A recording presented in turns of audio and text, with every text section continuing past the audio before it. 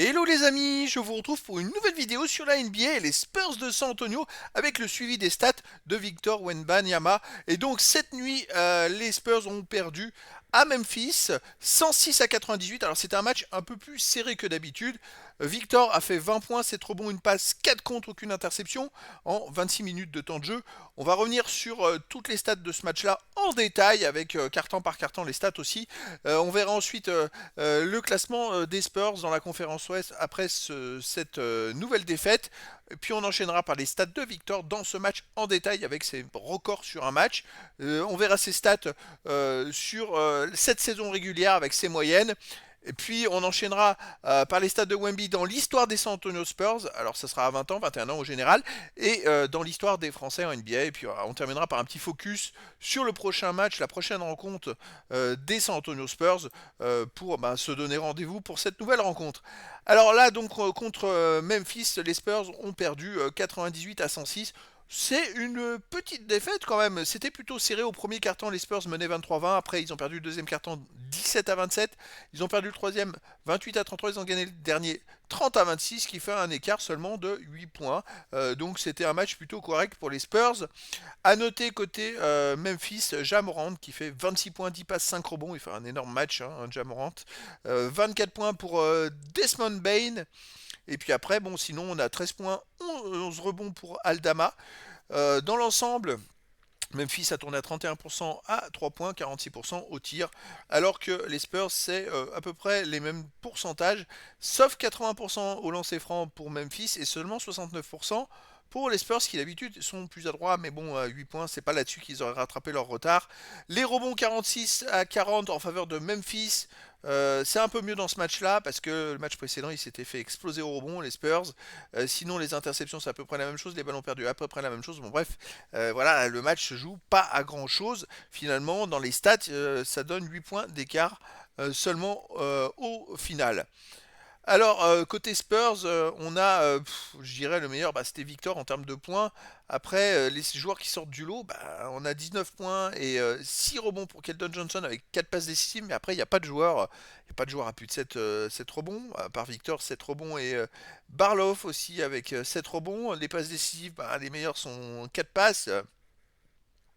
Et il n'y a pas vraiment de meneur dans le 5 majeur qui est capable de faire plus de 4 passes. C'est compliqué. Vraiment, ça manque de joueurs à des postes clés, côté Spurs. Au niveau du classement, ils sont donc derniers toujours de la conférence Ouest avec 5 victoires et 28 défaites. Ils ont 4 victoires de retard sur Portland et bon, pour les playoffs c'est fini, hein, mais depuis très longtemps. On se demande s'ils vont pas battre des records du plus petit nombre de victoires sur une saison. C'est assez catastrophique. Au niveau de Wemby, alors il a joué 26 minutes, il a fait 20 points à 8 sur 16 au tir, comme le dernier match d'ailleurs, 2 sur 5 à 3 points, 2 sur 4 au lancer franc. C'est un match plutôt correct et même très bon pour un temps de jeu de 26 minutes. Il a pris 7 rebonds défensifs, aucun offensif, une passe décisive, 4 contres, donc il revient dans ses standards au nombre de contres. Moins 12 d'écart quand il joue sur le terrain, un seul ballon perdu, aucune faute. Bon, c'est un match correct, voilà, mais il joue 26 minutes. Il aurait joué 36 minutes, il aurait fait un très bon match. Donc c'est vrai que c'est compliqué pour lui, mais en même temps, il est préservé. Il ne doit pas jouer plus de 24 minutes à 25 minutes par match.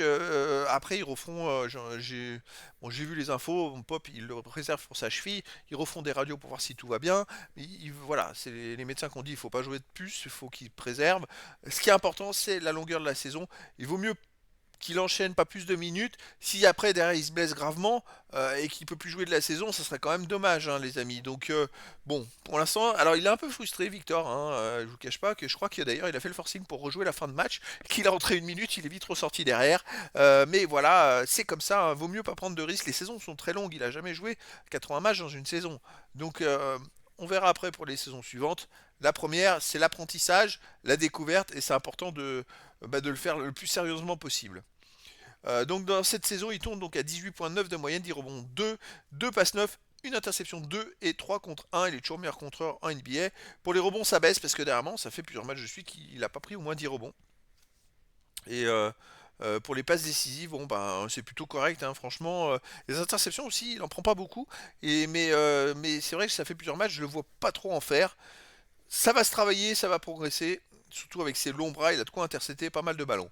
Allez, dans l'histoire des Spurs, Wemby a gagné une place au nombre de matchs, une place au tir marqué, une place aux 3 points marqués. Oui, il devient sixième meilleur marqueur des Spurs, de l'histoire des Spurs, à 3 points sur 13. Voilà, ça devient, c'est plutôt sympa pour les comptes. Ben, il est premier des comptes à 20 ans, hein, les amis.